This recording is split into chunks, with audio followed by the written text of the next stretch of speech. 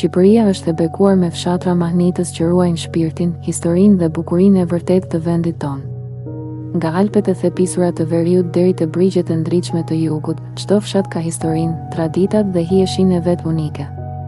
Në këtë listë përfshihen vetëm disa prej tyre, 10 nga fshatrat më të bukur e më të veçantë që çdo udhëtar duhet t'i vizitojë të paktën një herë në jetë.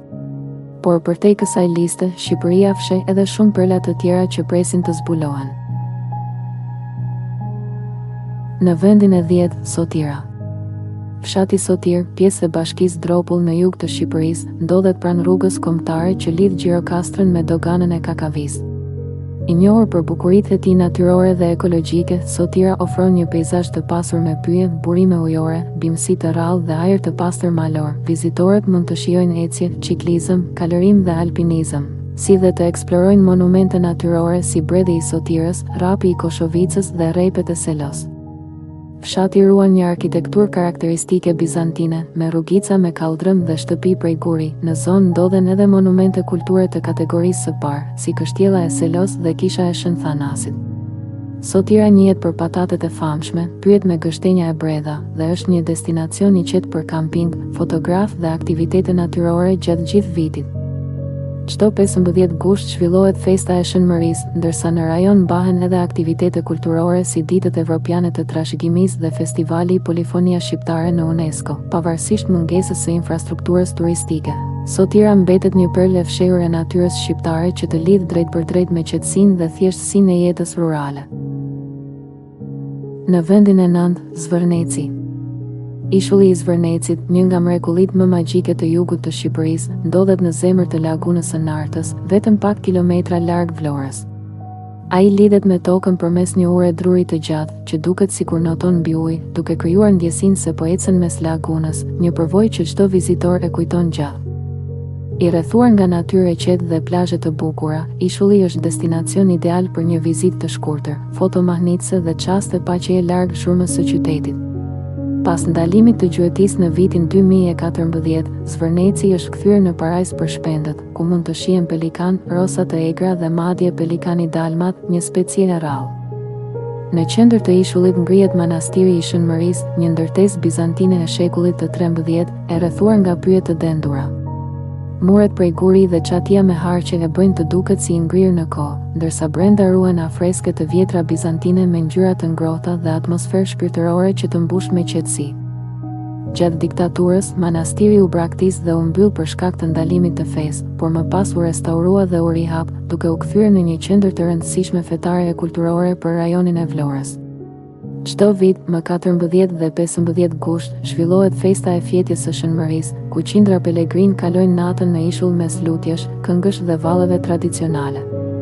Sot, Zvërneci është jo vetëm një thesar shpirtëror e historik, por edhe një nga destinacionet më fotogjenike të Shqipërisë, një vend që të kujton se magjia e vërtetë shpesh fshihet në qetësinë e natyrës. Në vendin e 8 kemi Dërmiun, një nga perlat e rivierës shqiptare, ndodhet përgjath rrugës mes Palasës dhe Himarës, i shtrirë mbi një shpat mali me relief të thepisur dhe pamje mahnitëse mbi det. Shtëpitë karakteristike prej guri dhe rrugicat e ngushta me kaldrëm i japin fshatit një pamje autentike dhe historike që ruan shpirtin e Bregdetit të vjetër shqiptar. Dërmiu ka një trashëgimi të pasur kulturore, e cila shihet në arkitekturën shekullore dhe në monumentet e shumta fetare që e rrethojnë. Ndër më të njohurat janë Kisha e Shën Stefanit, që daton mbi 1200 vjet, Kisha e Shënmërisë mbi fshatin e vjetër me histori 900 vjeçare, dhe Kisha e Shën Theodosit rreth 300 vjet e vjetër. Dikur me 36 kisha, sot Dërmiu numëron 46 objekte kulti, duke e bërë një nga vendet me trashëgimin më të pasur shpirtërore në vend. Zbritja nga fshati drejt Bregdetit të çon në plazhin e famshëm të Dërmiut, ku uji i kristalt i detit jon përplaset me shkëmbinj dhe gjiret e fshehta, që krijojnë një labirint natyror plot mistër dhe bukuri. Peizazhi i gjelbër që e rrethon dhe kontrasti me blunë e thellë të detit krijojnë pamje që duken si piktura. Me gadishullin e Karaburunit në veri dhe Himarën në jug, Dërmiu është një destinacion i përsosur si në ver ashtu edhe në dimër, një vend ku historia, tradita dhe natyra bashkohen në harmoni të plotë. Sot, ai mbetet një nga fshatrat më të bukur dhe më të vizituar të jugut të Shqipërisë, një vend ku çdo rrugicë, shkëmb apo val rrëfen një histori. Në vendin e 7 fshati Dardh, i vendosur mes maleve të Korçës, është një nga destinacionet më të dashura të turizmit malor në Shqipëri. I njohur për arkitekturën karakteristike me shtëpi guri, rrugicat e qeta dhe ajrin e pastër, ai ofron një përvojë të rrallë si në verë, ashtu edhe në dimër. Në muajt e nxehtë, Dardha bëhet strehë e freskët për ata që kërkojnë pushim nga vapët e qyteteve. Ndërsa në dimër shndërrohet në një fshat përrallor të mbuluar nga bora, ku turistë vendas dhe të huaj vinë për ski, shëtitje në natyrë dhe për të shijuar mikpritjen karakteristike korçare. Falë afërsisë me qytetin e Korçës, vizita në Dardh është e lehtë dhe e pasuruar nga mundësitë për sporte dimërore, ecje malore dhe ushqim tradicional që ngroh shpirtin. Peizazhi i mbuluar me dëbor, shtëpitë mikpritëse dhe ajri kristal i pastër e bëjnë fshatin një vend që të lidh me natyrën dhe të sjellë ndjenjen e shtëpisë së vjetër. Peizazhet e saj malore, mundësitë për ecje, rafting, ciklizëm dhe vëzhgim shpendësh e kanë kthyer në një pikë të rëndësishme për turizmin e qëndrueshëm në vend. Edhe pse turizmi shqiptar ende varet kryesisht nga sezoni veror, Dardha mbetet simbol i zhvillimit të turizmit gjatë gjithë vitit, duke dëshmuar se Shqipëria ka shumë për të ofruar përtej plazheve të saj. Në vendin e 6 kemi Nivicën, e cila është një nga thesaret e fshehura të jugut të Shqipërisë, e vendosur në zemër të Tepelenës dhe e rrethuar nga një peizazh i egër dhe mbreslënës. Ky fshat i vogël malor njihet për kanionet spektakolare të Nivicës, një mrekulli natyrore që ofron pamje mahnitëse dhe shtigje për eksploruesit e aventurës. Shkëmbinjtë e thepisur, rrjedhat e ujit dhe gjelbërimi përreth e bëjnë këtë zonë ideale për ecje dhe foto unike. Shtëpitë tradicionale prej guri, me çati të pjerëta, ruajnë frymën e vjetër shqiptare, ndërsa banorët mikpritës vazhdojnë jetën e tyre me bujqësi dhe blegtori si dikur. Autenticiteti i Nivicës, i mbrojtur nga izolimi dhe rrugët ende të paprekura nga urbanizimi, e kthen fshatin në një destinacion të rrallë për ata që kërkojnë qetësi, natyrë të paprishur dhe lidhje me historinë. Në çdo hap ndjen frymën e një Shqipërie të pastër, të lashtë dhe të sinqertë, një vend ku koha duket se ndalet dhe natyra flet me madhështi. Në vendin e 5 kemi Çeparon, një nga xhevahiret e rivierës shqiptare, është një fshat i lashtë dhe plot magji që ndodhet mes detit e malit, 13 kilometra në jug të Himarës. I njohur për ullind, agrumet dhe arkitekturën e tij tradicionale, Çeparon ndahet në 2 pjesë: Çeparu i vjetër, i ngritur mbi kodrën e Pirgut rreth 1000 vjet më parë, dhe Çeparu i ri, që shtrihet buzë detit jon. Fshati i vjetër, me rrugica të ngushta me kaldrëm dhe shtëpi guri, ruan gjurmë të një historie të pasur dhe heroike. I quajtur fshati i kapedanëve, Çeparu njihet për burrat trima që luftuan kundër pushtuesve osman. Këtu gjenden 8 kisha të lashta, këmbonarja monumentale 27 metra e lartë, gërmadhat e një kështjelle 3700 vjeçare dhe kulla e Ali Pashës. Pamjet që ofron janë mahnitëse, deti i kaltër, ullinjtë e pafundëm dhe luginat e gjelbërta krijojnë një mozaik ngjyrash që të lë pa fjalë. Plazhi i gjatë me rërë të imët dhe ujin kristal është ndër më të bukurit e bregdetit shqiptar, ndërsa shëtitoria moderne prej 1300 metrash e ka kthyer zonën në një destinacion të dashur për turistët vendas e të huaj. Çeparu mbetet një ndër fshatrat më autentik dhe më poetik të jugut, një vend ku historia, natyra dhe qetësia bashkohen në mënyrë përsosmërisht harmonike. Në vendin e 4, Lëpusha, fshati alpin i vendosur në veri të Shqipërisë, në qarkun e Shkodrës, në zemër të Alpeve shqiptare.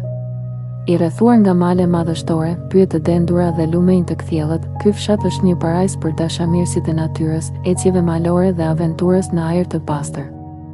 Pamjet e Lëpushës janë magjepsëse, kodra të gjelbërta, male të mbuluara me borë në dimër dhe lugina që ndriçojnë në dritën e diellit veror. Aty kalon edhe lumi Valbon, që i shton hijesh i këtij peizazhi përrallor. Fshati ruan traditat dhe mikpritjen tipike të malsorëve shqiptar, me shtëpi prej guri e druri dhe bujtina që ofrojnë gatime tradicionale e ngrohtësi familjare. Lëpusha është gjithashtu një pikë ideale për të eksploruar destinacione të famshme si Thethi dhe lugina e Valbonës, të lidhura përmes shtigjeve të njohura për ecje malore. Në çdo stin, Lëpusha të ofron diçka ndryshe, qetësinë e verës, freskinë e pranverës dhe bardhësinë magjike të dimrit, duke e bërë një ndër vendet më të bukura dhe të dashura për të vizituar në Alpet shqiptare. Në vendin e 3 kemi Linin, një nga fshatrat më të bukur dhe më të veçantë të Shqipërisë, një gadishull piktoresk që shtrihet mbi ujërat e kthjellta të liçenit të Ohrit, vetëm 20 kilometra nga Pogradeci. Ky vend i vogël, me rrugica guri dhe shtëpi tradicionale, është një muze i hapur i historisë dhe kulturës shqiptare, që bashkon natyrën, trashëgiminë dhe shpirtin mikpritës të banorëve. Në maj të Kodrës ndodhen mozaikët e famshëm paleokristian, që datojnë në shekullin e 6 dhe dëshmojnë për jetën e hershme në këtë zonë. Fshati është i njohur edhe për kishat e vjetra, veçanërisht kishën bunker, një simbol i kohës së diktaturës që sot është kthyer në atraksion turistik. Lini është po aq i pasur në tradita dhe kulinari, gratë endin qilima me dorë, burrat punojnë dru, ndërsa në tryez nuk mungojnë gatimet me peshk koran dhe vera e kuqe lokale.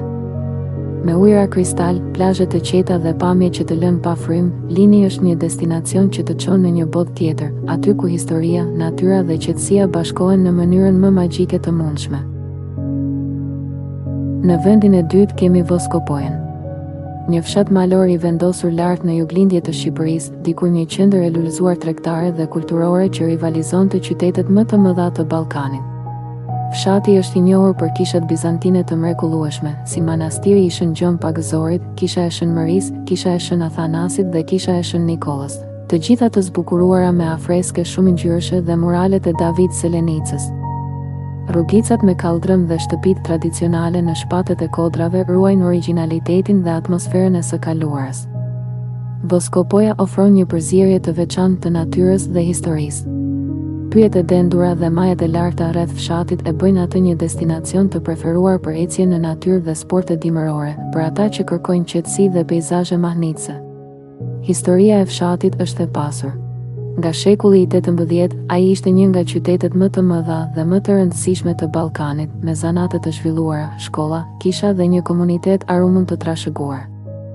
Kuzhina lokale është e thjeshtë, por shumë e shijshme, me gatime tradicionale shqiptare dhe shije mesdhetare, mish i pjekur, zierje të trasha dhe kafe lokale. Sot, vizitorët mund të përjetojnë mikpritjen e ngrohtë të banorëve dhe të eksplorojnë trashëgiminë kulturore, duke u zhytur në historinë e një fshati që, pavarësisht kalimit të kohës, ruan shpirtin dhe bukurinë e së kaluarës. Dhe në vendin e parë fshati i Thethit. I vendosur në zemër të Alpeve shqiptare, është një nga thesaret më të bukura të natyrës shqiptare. Rreth 70 kilometra nga Shkodra, ai shtrihet në një lugin të mbrojtur nga malet madhështore Radohima, Sheniku dhe Papluku, të cilat ngrihen mbi 2500 metra mbi nivelin e detit. Me një lartësi që varion nga 750 deri në 950 metra, Thethi ofron një peizazh të rrallë ku natyra, qetësia dhe ajri i pastër krijojnë një atmosferë magjike për çdo vizitor. Historikisht, Thethi është një vend banimi lash që përmendet për herë të parë në dokumentet osmane të vitit 1485.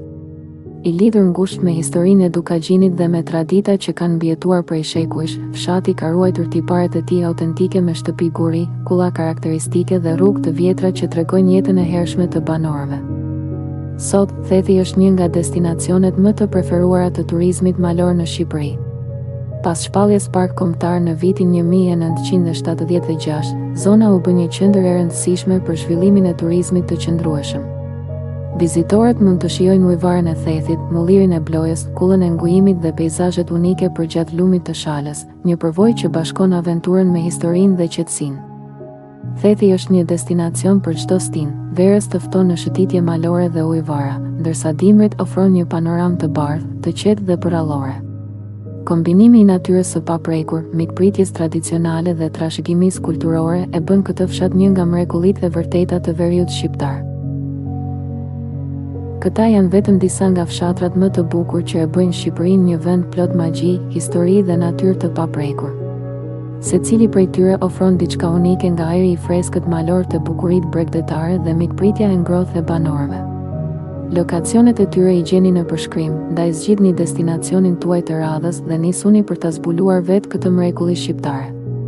Mos harroni të bëni subscribe për më shumë udhëtime dhe histori nga vendet më të bukura të Shqipërisë.